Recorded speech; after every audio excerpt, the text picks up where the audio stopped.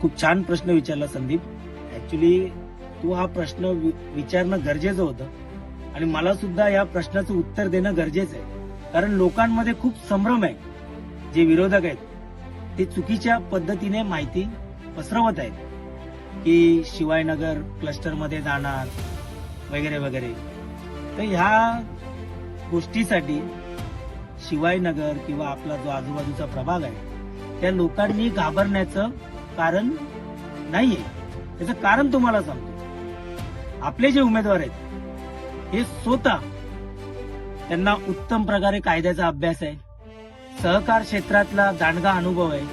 तुम्हाला एक गोष्ट माहिती असेल, महाराष्ट्र शासनाने गृहनिर्माण जे संकुल आहेत, ज्या सोसायट्या आहेत, त्यांना एनएच्या टॅक्स संदर्भात दंडाच्या जे हे पाठवले होते. कोण आलं धावून? सीताराम राणे ही व्यक्ती. त्याचबरोबर मला आठवतं की ठाण्याचे जनसेवक आमदार संजय केळकर यांना सोबत घेऊन शासनाशी चर्चा करून तो दंड माफ करायला लावला. तेच इथे घडणार आहे.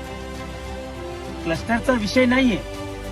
एक गोष्ट लक्षात घ्या, मी ठाणे जिल्हाच नाही म्हणत, तर महाराष्ट्रातील ज्या गृहनिर्माण सोसायटी आहेत तेथील लोक या सीताराम राणेंकडे न्याय मागायला जातात, सल्ला घ्यायला जातात, त्यांच्याकडून मार्गदर्शन घेतात. मग ते पुनर्विकासा संबंधित असो किंवा स्वयं पुनर्विकास संबंधी असो. आज त्यांच्या ऑफिसच्या बाहेर लाईन असते का?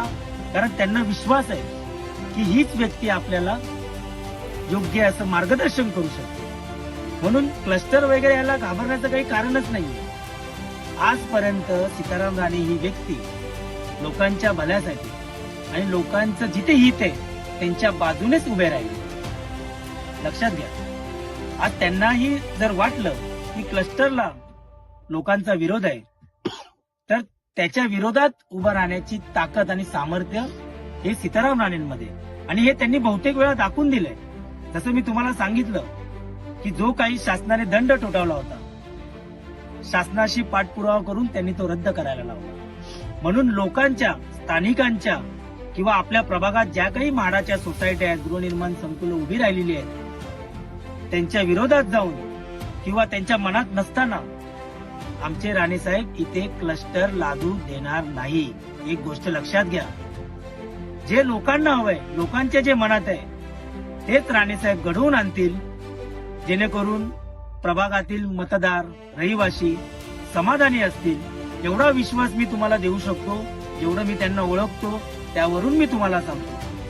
लोकांचं नुकसान होईल असं आमचे राणेसाहेब किंवा प्रभागातील बाकीचे उमेदवार, मी आता सध्या तुम्हाला राणेसाहेबांबद्दल सांगतो कारण मी त्या व्यक्तीसोबत 21 वर्ष घालवले, त्यामुळे मी त्यांना चांगल्या प्रकारे ओळखतो.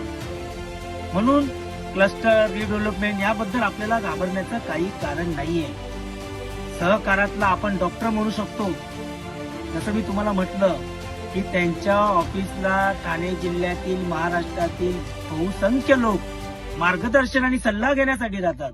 ती व्यक्ती आपल्या प्रभागात राहते आणि आपला उमेदवार म्हणून आज निवडणूक लढवत आहेत.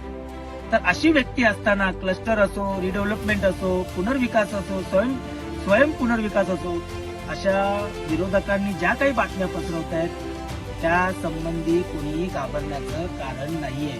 जे जनतेच्या हिताचं आहे तेच सीताराम राणे घडवून आणतील, जनतेच्या बाजूनेच उभं राहतील. वेळ पडल्यास शासनाच्या विरोधात उभं राहायला सुद्धा सीताराम राणे कमी करणार नाही. हे जेवढं मी त्यांना ओळखतो त्यावरून मी तुम्हाला सांगतोय. म्हणून निश्चिंत राहा. ज्यात आपल्या प्रभागाचं भलं आहे, ज्यात लोक समाधानी असतील, आनंदी असतील, लोकांचं सहकार्य असेल, त्याप्रमाणेच राणे साहेब पुनर्विकास असेल, स्वयं पुनर्विकास असेल, घडवून आणतील आणि आपल्याला अपेक्षित असलेला सुंदर असा प्रभाग ते नक्कीच घडवतील. आपल्याला त्यांना संधी द्यायची आहे. आपलं बहुमूल्य मत देऊन महायुतीच्या अन्य उमेदवारांनाही, महायुतीच्या सर्व उमेदवारांना तुमचं बहुमूल्य मत देऊन त्यांना आपल्याला महापालिकेत पाठवायचं आहे. विसरू नका, 15 जानेवारी रोजी सकाळी 7 ते संध्याकाळी 5:30 वाजेपर्यंत मतदान आहे.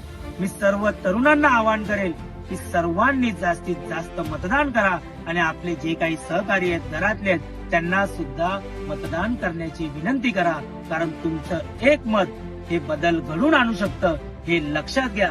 मतदान न करणं हे लोकशाहीसाठी सुद्धा घातक आहे आणि जर मतदान तुम्ही नाही केलं तर तुम्हाला कुठल्याही उमेदवाराकडून किंवा लोकप्रतिनिधीकडून अपेक्षा ठेवण्याचा हक्कही तुम्ही गमावून बसता. म्हणून जास्तीत जास्त मतदान करा आणि आमचे जे काही साहेब आहेत, आम्ही त्यांना काका म्हणतो, सीताराम राणेंना महापालिकेत जाण्याची एक संधी तुम्ही द्यावी. एक संधी मागतोय, त्या एका संधीचं सोनं केल्याशिवाय ती व्यक्ती राहणार नाही, एवढा विश्वास मी आज तुम्हाला देतो. आणि पुन्हा एकदा सर्वांना विनंती करतो की महायुतीच्या सर्व उमेदवारांना तुम्हाला प्रचंड मताने विजयी करायचं आहे, एवढंच मी तुम्हाला सांगतो. धन्यवाद. जय हिंद, जय महाराष्ट्र.